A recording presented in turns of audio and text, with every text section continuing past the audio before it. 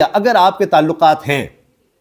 اگر آپ جج کے بیٹے ہیں تو 2 بچیاں بھی اگر کچل دیں گے تو آپ بچ سکتے ہیں، ورنہ پاکستان کی تاریخ کا انوکھا کیس، پہلا کیس رجسٹر ہوا ہے کہ پیدل سڑک کراس کرنے پر بھی مقدمہ درج ہو گیا ہے، اس نے اپنی اور دوسروں کی جان خطرے میں ڈالی ہے کہ پیدل سڑک کیوں کراس کی، یہاں سے نہیں کر سکتے تھے۔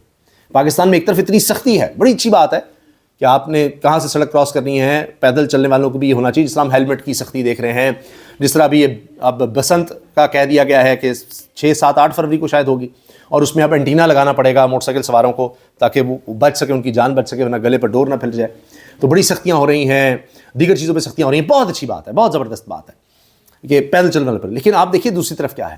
اب اگر آپ امریکن نیشنل ہیں، یورپین نیشنل ہیں، تو آپ کے حقوق ہوں گے، آپ کو عدالت بھی دیکھے گی، کچھ آپ کو ریلیف مل جائے گا، عالمی سطح پر آپ کے تعلقات ہوں گے تو کچھ آپ کے لیے بہتری ہو سکتی ہے۔ اگر آپ پاکستانی ہیں اور آپ اشرافیہ میں نہیں ہیں تو پھر سارے قوانین آپ کے لیے ہیں، پھر آپ بھگتیں گے، پھر عدالتیں بھی آپ دیکھیے آپ کے ساتھ کیا سلوک کرتی ہیں۔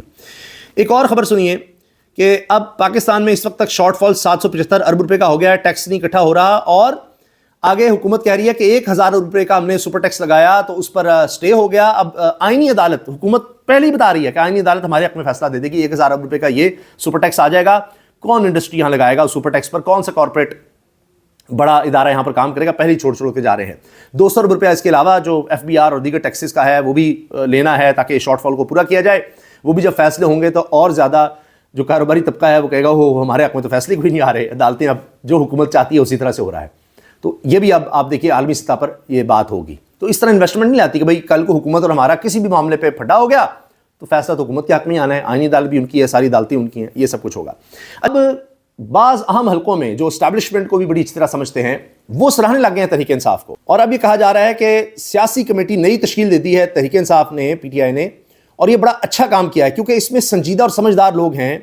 یعنی جو صرف نعرے بازی نہیں، جذباتی نہیں، یہ کر دیں گے وہ کر دیں گے، تو یہ تحمل اور تدبر سے کام کرنے والے لوگ ہیں، ان کو اب شامل کیا گیا، اور خاص طور پہ باہر کے بندے نکال دیے گئے ہیں کیونکہ وہ باہر بیٹھے ہوتے تھے، وہ اس طرح کی سٹیٹمنٹ دے دیتے تھے، کہتے تھے سختی کرو، اور دوسروں پہ کہتے تم یہ نہیں کر رہے وہ نہیں کر رہے، وہ باہر بیٹھے تھے، ان کی تو گرفتاریاں نہیں ہوتی، ان کے تو خلاف اس طرح ایکشن نہیں ہوتا، ان کو تو پکڑا نہیں جا سکتا، وہ باہر بیٹھے ہیں، ہاں رشتہ دار کو تنگ کیا جا سکتا ہے، لیکن یہاں جو ہیں وہ مسائل میں آ جاتے ہیں، ان کے لیے مسئلہ بن جاتا ہے، تو یہاں اور طرح وہ سوچ رہے ہیں بیٹھ کر۔ اب اس لیے کہا جا رہا ہے کہ اس میں تو بڑے سینئر تدبر والے سمجھدار لوگوں کو شامل کیا گیا ہے، جو آپ سمجھے کہ راستہ نکالنے والے لوگ ہیں اس قسم کے ہیں، تو اس میں اب یہ کہہ دیں آپ کے ہاکس کم کر دیے گئے ہیں، ٹھیک ہے،